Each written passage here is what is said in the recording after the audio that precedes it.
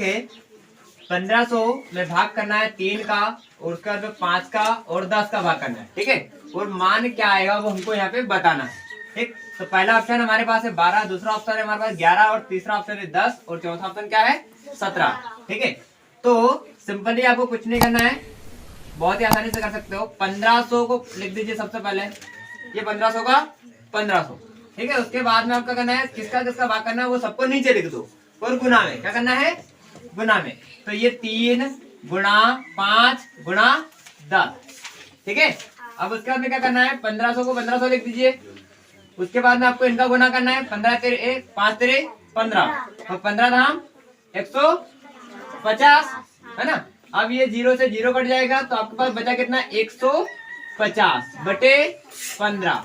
अब 15 कम और 0 का ये 0 वैसे के वैसे आ गया, तो आपका आंसर क्या आ जाएगा, सी नंबर का आपका 10 जो आंसर है वो आ जाएगा, ठीक है। तो इस तरह से आप बहुत ही आसानी से कर सकते हो।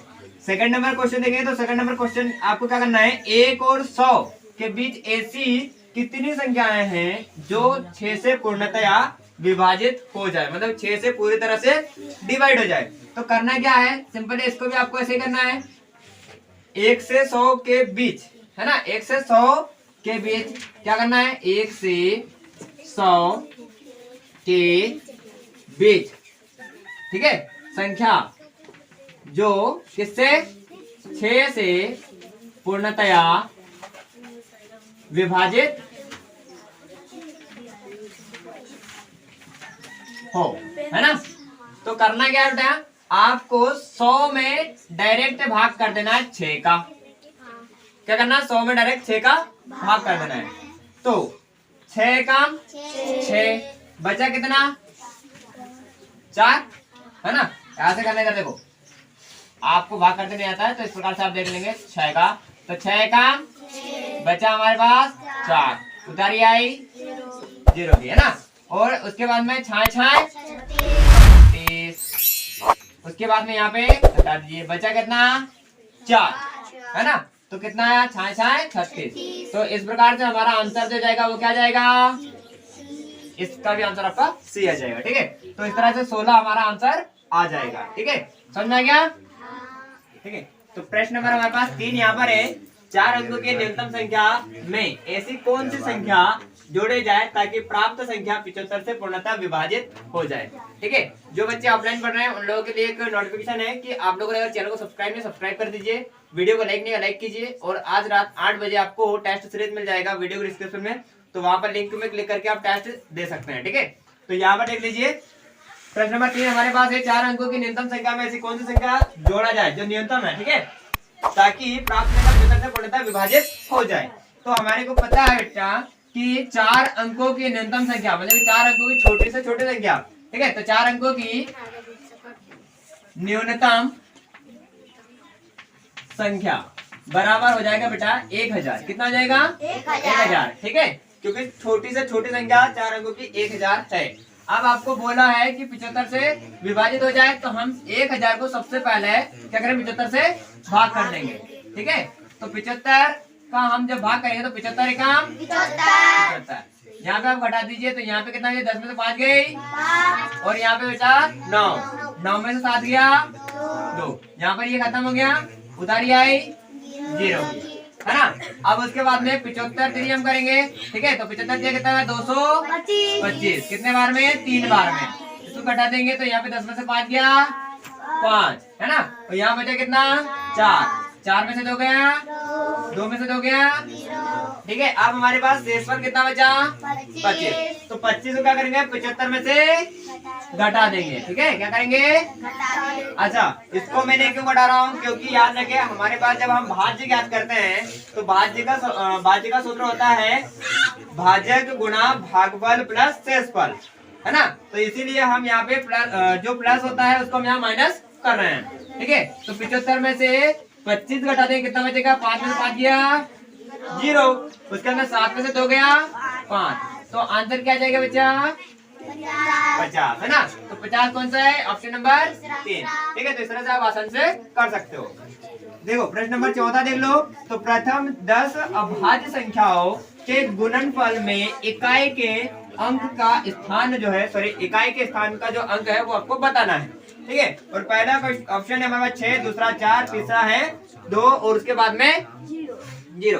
ठीक है, तो अभाज्य संख्याओं का बोला है, तो अभाज्य संख्या में आप देखो प्रथम 10, क्या बोला है? प्रथम 10 अभाज्य, प्रथम 10 अभाज्य संख्या बराबर। ठीक है, तो कितना कौन कौन सा है वो देख लो।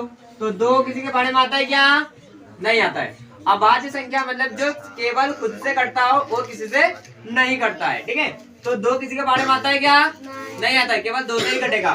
तो 2, उसके बाद में 3, फिर 5, 4 आ जाएगा 2 के बारे में, 5, उसके बाद में 7, फिर 9 कट जाएगा, है ना।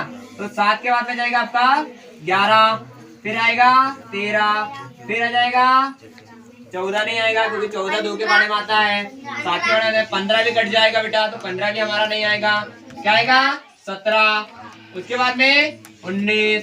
ठीक है, कितने संख्या? 1 2 3 4 5 6 7 8, 1 2 3 4 5 6 7 8। अब एक आ जाएगा और क्या बताओ, कौन सा और किसी के बारे में नहीं आता? 23 किसी के बारे में आता है? नहीं आता।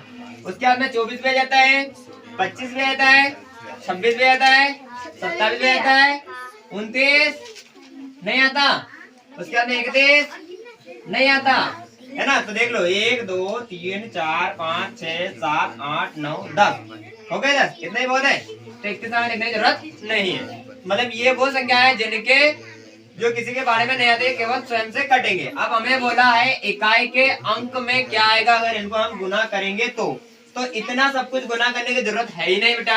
अब जब यहाँ पे देखेंगे 2 का 3 में गुना करें, 2 तिया 6, और 6 का आप 5 में गुना करें कितना जाएगा? 6 पंजे 30। अब 30 का आप 7 में गुना करें कितना आएगा?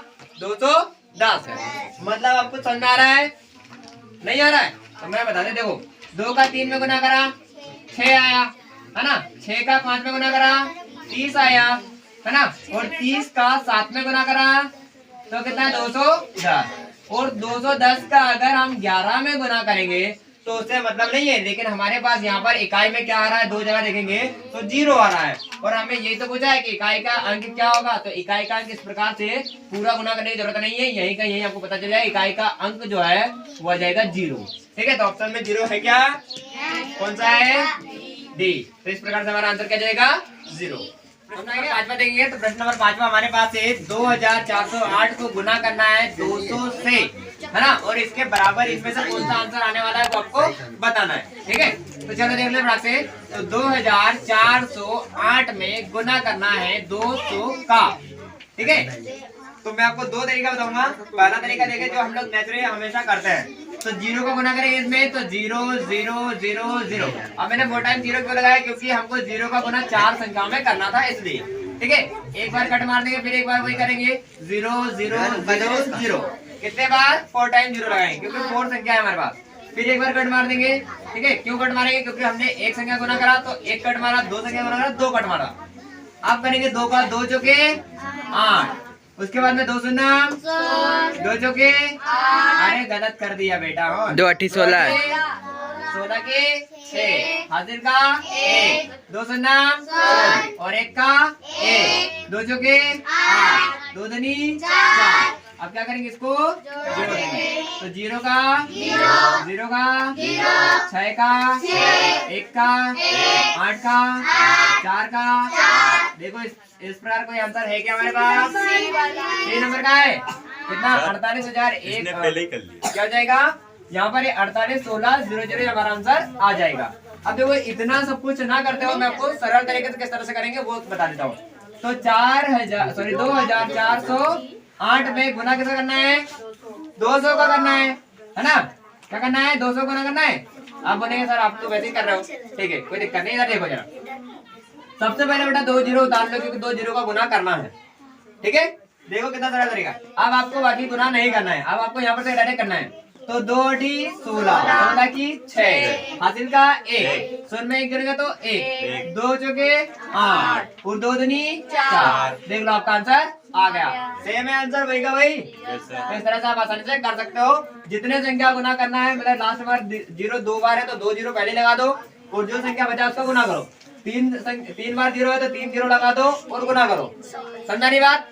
अब अगला सवाल देखो। तो अगले सवाल में हमें 10,170 में से 8,369 को घटाने पर क्या होगा, मतलब इनका अंतर बोला है। अंतर का मतलब होता है घटाना, ठीक है। तो हल करेंगे तो सिंपली क्या करना है, 10,170 माइनस करना है कितना, 8,369। तो 9 6 3 8 इसको माइनस करना है। अंतर मतलब होता है घटाना, ठीक है। तो घटा देंगे तो 10 में से 9 गया 1, यहाँ पे बचा 6 में से 6 गया 0, यहाँ पे बचा 1, अरे एक ही है वहाँ पे पहले से।